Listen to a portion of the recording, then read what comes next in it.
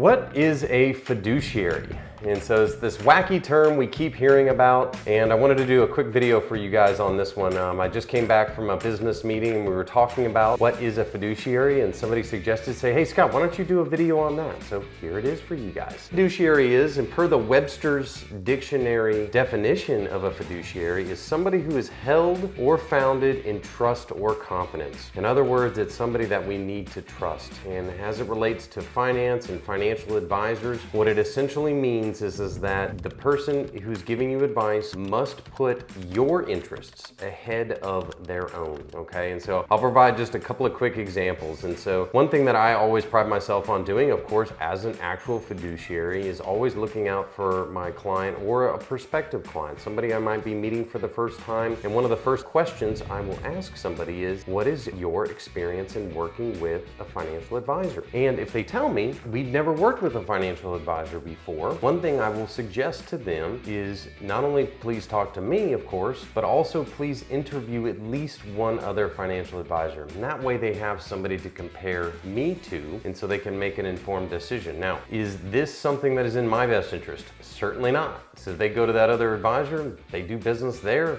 it doesn't help me at all, but it is in their best interest to do so. And so that way, again, they can make an informed decision. So that's an example of something a fiduciary should be doing. An example of one that I'll share that I think is against what a fiduciary should be doing. As I'm setting up my firm, I was looking at all types of different places to join. One particular firm I was very briefly considering. Their big selling point to me was, hey Scott, become an advisor here, and the business that you do or the production that you do will generate credits so that you can go on vacations. Believe it or not, vacations that the company will actually pay for. And so as I'm listening to this, I'm thinking, this is not what I'm doing this for. This is not my passion. This is not what I'm in financial services to do, is to have my clients paying for my vacations. And so that would be an example of, if you're sitting in front of an advisor and the recommendations that they make and the commissions that they generate or the fees that they generate are sending them off on company-sponsored vacations, I would make the case that they are not acting in a fiduciary capacity. So in short, in general, what a fiduciary should be doing is looking out for your best interests. They should be somebody that you trust. And when you're done meeting with them, whether it be your review that you've been working with them for the first time, or you've been working with them for 30 years, you should have a good sense and a good feeling, hey, this person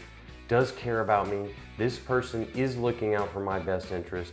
And this is a person that I absolutely trust. Clearly very, very important when we're talking about hiring and working with a financial advisor. All right, so that's it. Everyone, be healthy, be safe, and stay awesome.